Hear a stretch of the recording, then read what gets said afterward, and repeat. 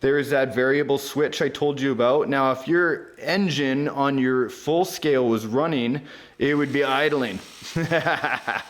This is an idler that you can actually set right here. As fast or as slow as you want. Now, I'm gonna have it just idling, so you can have it sitting there, installed idling. All right, here we go, up on the bench, beautiful blue, check it out. This is my 1/10 scale AXiAL bomber. Now, some of you guys may not recognize this rig. I've actually had it for quite some time. In fact, even before I went to Hong Kong in November, and this was one of the things I ended up taking with me, except I've got different blue panels, as you can see on it. These blue panels are aluminum. Bought them on eBay for about $65 at the time in Canadian, so about $52 US, which kind of, you know, gave it a very unique look from the standard decal pack that the bomber has on the side normally. Really a U4 or a rock racing truck overall. These are standard shocks that come on it. Kind of look like King shocks there, or possibly Fox shocks. Got some U4 racing lights on the back from One Too Many RCs, as well as a complimentary set of rock pods on the front. These actually are very, very bright. So at night or while I'm on the course, these can light up the pathway no problem. And they actually fit right on the shock hangers themselves.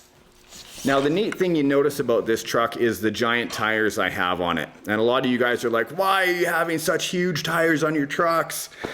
And why not? It really depends on your driving style, the type of truck that you have, and what you want in particular. And these are actually 2.8 sized Proline mashers that you'd have on a Traxxas Stampede or something like that. In fact, I've even put these on my Traxxas Slash to become the monster bashing Slash, because they are so wide and they do have such a good turning stability. Now, what I mean by that is when you're going around corners, right, and normally this rig is known to be very, very top heavy, especially when you start adding aluminum and such, that you kind of want a wider wheelbase so when the whole rig is moving, you're not going to actually flip over. Now, because I didn't go with bead locks, these actually are glued rims, and a lot of people prefer bead locks. But to lose weight, right, and not have a whole bunch of screws and aluminum in here, and I want to keep it nice and light and agile, I keep with the glued rims.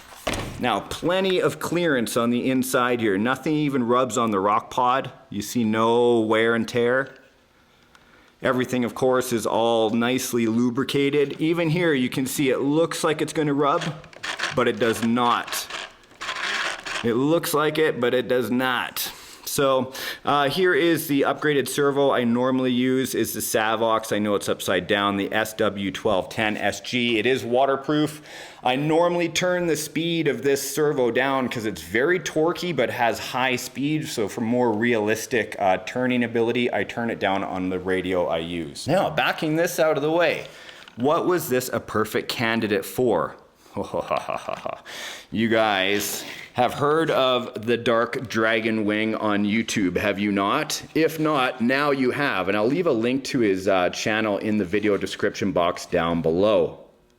Mackie is one of my longtime fellow YouTube producers that is into RC and a whole bunch of different things, and he's actually into 3D printing complete mechanical pieces as well. This is from one of his shows called RC Modify, which is very popular. He's been doing it for years as well on YouTube, you know, with lots of different types of machines, but when he started coming out with these engines, I was hot to check it out. Now, is it a functional engine? Yes and no. It doesn't actually run a whole drivetrain, but indeed on the inside there is a motor on the bottom, right through there. The motor itself is actually responsible for turning the pulleys, which is this belt right here. As well as, if you look close, there is a silver painted servo right there, which is going to operate the butterfly valves here on the blower. Now, I pre-ordered this. I ordered it all painted and everything. He doesn't even know I have one of these. This is going to be the very first time, as you guys are watching this video, that he knows that he even sent one of these to me, and that I had prepaid for it as one of the ones that was really excited to see it come out. Even check it out, even the little one, the little belt on the bottom. He has many different versions of pipes and everything like that. If you guys want to check it out, US, this ran about $90, all painted and put together. Everything's ready to go. You'll see why I have all these wires here in a moment. And if you want to get a kit, you can. I think they're about 60 US as well, but they are unpainted. So here we go. This was the perfect candidate to go into this 1/10 scale AXiAL bomber. This is exactly why I got this. I was really humming and hawing, wondering if it was going to fit in this, because Mackie himself, when he did his RC Modify show, he did his, I believe, on a Yeti. And a Yeti itself is another AXiAL product, but it was a little bit bigger. So I was looking at here, and on the bottom of this, it's got two mounting screws right here. I also noticed here on the inside, look at that, mounting hole. So I'm thinking I'm gonna have to probably cut this cross member right here. I'll probably have to modify this beautiful aluminum hood, but if it's to help this blower and everything kind of pop out on there, I think it's gonna look freaking awesome. Plus on this, guys, look at this. Here is a variable switch right here. From what I understand from the videos that I've seen, that when this is idling, it's actually going to be just turning, because of that separate motor in there can be used, I believe, with that. But we're gonna see. I'm gonna have to see if that's the way it is. But first things first, I'm gonna have to modify this bar, so let's get out a cutting tool and get to work. Well, I guess I should drop down the chassis first, eh? Cutting tool or drop down chassis? Cutting tool. The reason I'm going to drop it down is I'm going to have to access the receiver box anyway. Come on out of there. There we go, back that out.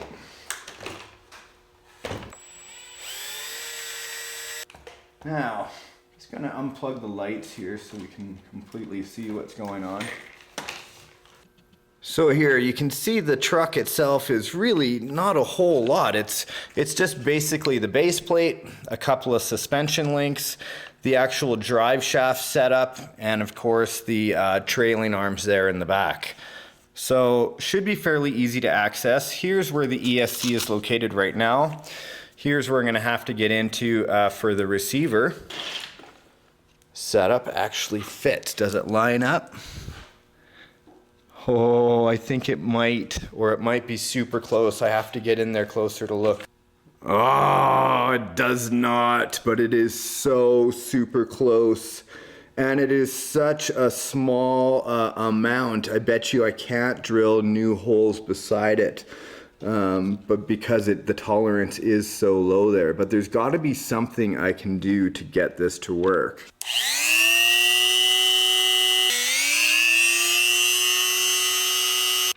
Okay, so there's the engine.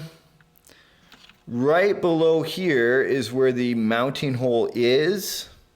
So the hole where I need this to be is like center, but I need a hole basically just right ahead of it off to the side. But I better be careful and make sure my markings are almost exact on either side, or I could totally make a mistake, and I don't want to mess this up. Okay, good. Now this is better. This is what I thought of where it would come up, was through this bar right there. So I may not have to cut that battery tray part out, which is great. So it's a little higher than it should be right now, but that's okay. I think if we start just by removing this chassis piece right here, it's not a big deal. This support, though it would be a big deal in full scale, is actually for this shock hanger right here. But since it's attached here as well as on the side, this L bracket, I'm pretty good with cutting this piece out. So here is the piece that I cut out right here, and I smoothed it up on either side. Now I should be able to lift and up and over, I'm assuming. But I'm definitely, oh, am I gonna need two hands? Ta-da! So I can remove this since the battery's not going to go there anyway. Now, that gives me a little more room, but is it enough to line up? All right, let's be straightforward. To a lot of folks out there, this type of wiring looks very intimidating. And I could see why that would be. Like, for example, when I first got this, come on out, this is like this, basically. Okay. Now, fortunately, on the Dark Dragon Wings channel, he has some videos on how to do this, but it's very straightforward. One's going to be a servo. The servo is going to get plugged into an extension right here. There we go. This other one's going to be the motor controller that's right here. The motor controller also goes into that splitter. This splitter goes into another splitter. This is going to go to the ESC in the receiver, and this is going to be what the plug from the ESC goes into. Don't let that be scaring you, because everything's already connected here. Here is the ESC plug. It normally would have gone into channel number 2 that was there. So instead, all I need to do is to take that one open extension that's right here and plug the ESC wire into it, okay? So I'll put the camera down, just super simple, lining up the wires, and then there's only one left over, and it's this fella right here. This one gets plugged right back into channel number 2, or whatever your ESC or throttle channel is. My radio is on, plugging it in, doodly doodly doodly doo. Now here is the magic about this engine, guys. Check this out. Everything is plugged in, good to go.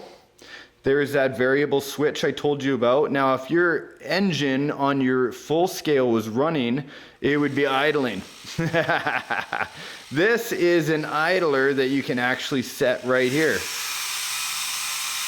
As fast or as slow as you want. Now, I'm going to have it just idling, so you can have it sitting there, installed idling. Or if you're using your radio, which I have right here,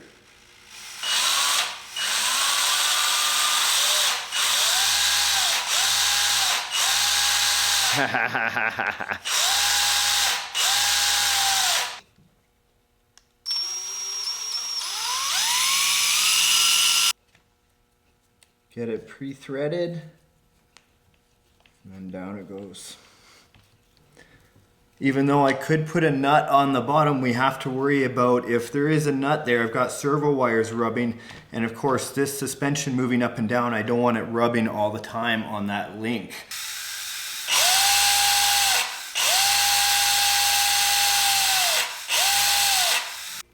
Few well-placed zip ties. Now a lot of you guys will be saying to me, oh, you're totally gonna need a sound kit. But now if I had a sound kit on top of it, I would need even more power, which is a bigger battery, which is not always a bad thing, but then you run into issues of how much mAh can you have, and you know, like where are you gonna put the battery, which is the next thing I have to consider, because I also have a limited length on this. So where will I be putting the battery? I can worry about that in a few moments, but first I'd like to kind of just flip everything forward here and see if I can get this placed right here. This is what's causing me an issue, so I'm gonna have to trim this back. Okay, next I'm gonna go ahead, put the shocks in.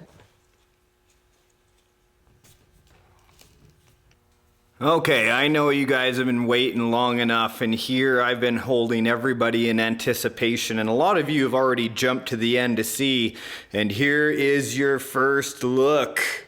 Yes, I put it all back together. In fact, I did the hood modification off camera. It was just easier for me to do. Unfortunately, I did get one scrape there, but that doesn't mean too much of anything. I did use an aluminum cutter to go in and cut all the way around, and then I just used some pin striping to go, because obviously I cannot re-anodize. But I also used a file to make sure this wasn't sharp at all. Still have the holes for the pins to be inserted, the body posts. You can also see here that this front area doesn't actually knock into anything at all. Just got to be careful when you open it up. Ta-da, da-da-da-da. The other thing you have to be forewarned about is you see that bottom pulley.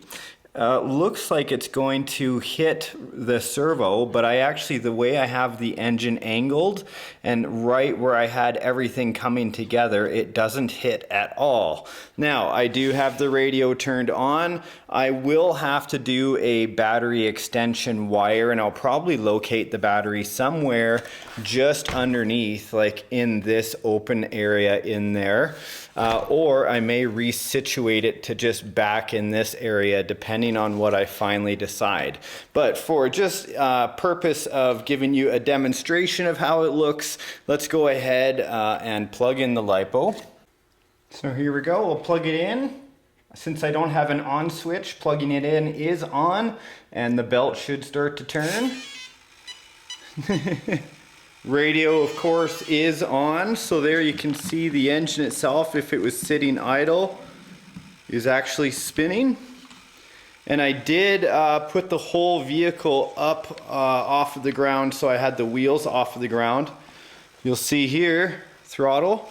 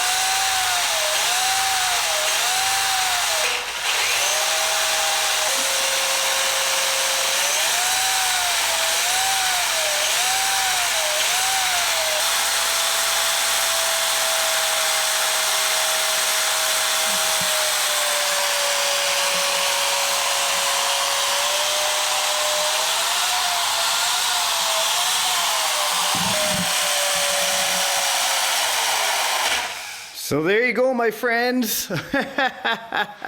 And it goes back to idling just the way it's supposed to. Big shout out to the Dark Dragon Wing for coming up with such a great engine for all of us to have access to, making it really, really simple. Guys, hopefully I earned a thumbs up today for muddling my way through this for you. And of course, you've enjoyed today and maybe even discovered a new YouTube channel or a new product that's out there for anybody to enjoy.